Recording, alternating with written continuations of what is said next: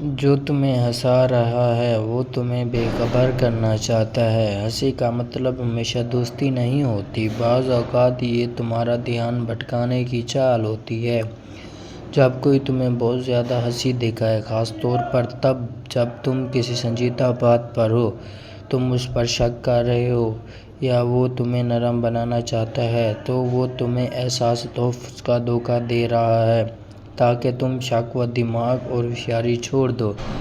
जब तुम्हारा दुश्मन तुम्हें हंसा रहा हो, फ़ौरन अपने ज़हन की तलवार निकाल लो। हंसी सबसे खतरनाक आला है जो दिल को सलाह देता है और दिमाग को अंधा कर देता है। मज़ीद मोटिवेशन और इस्लामी वीडियोज़ के लिए हमारे चैनल लिज़न को ज़रूर सब्सक्राइब करें।